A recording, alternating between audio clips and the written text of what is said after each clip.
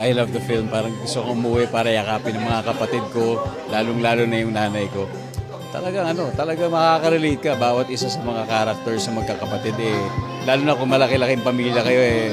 Sasabihin mo, uy, ako yan. Oh, ito yung isang kong kapatid, di ba? And sa bawat mga issues nila eh talagang makikita mo yung sarili mo eh. Hindi lang sa isang character kundi sa bawat isa.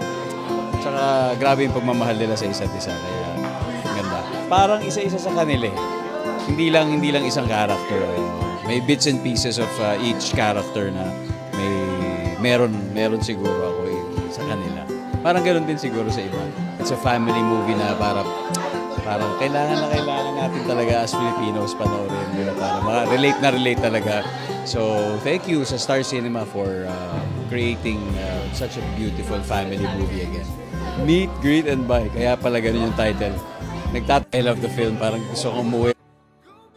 Dito talaga sa pelikulang to na nakita ko na sa isang pamilya importante yung forgiveness.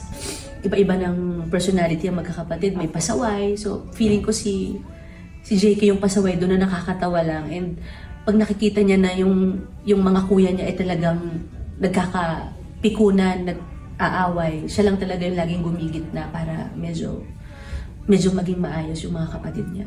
Kaya ako naiyak kasi parang ayokong dumating sa time na ganun. Pag malaki ng mga anak ko, ayokong magkasakit.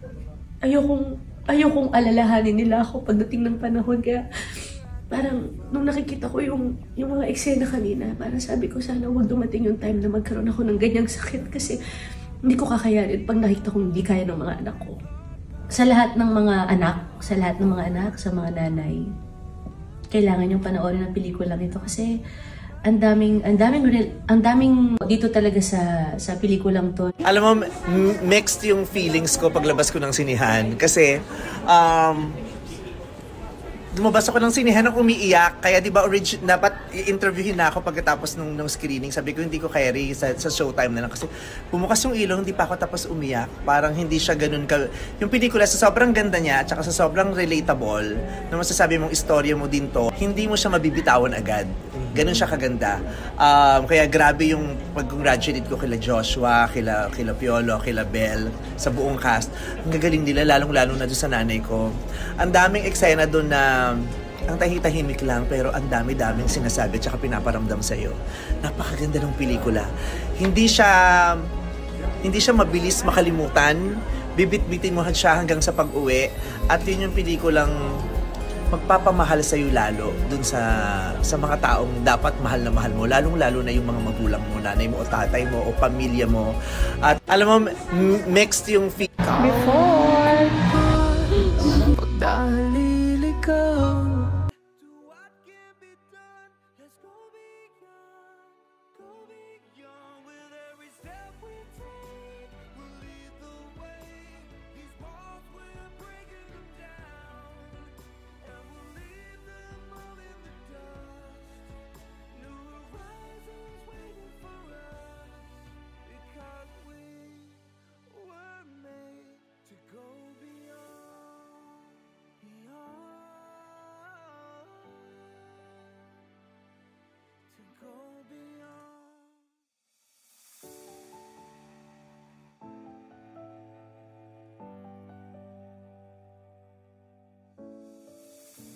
I've come so far away from home.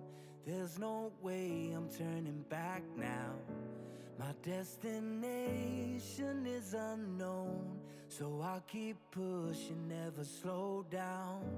A big blue sky, a pocket of dreams, a head full of hopes, possibilities.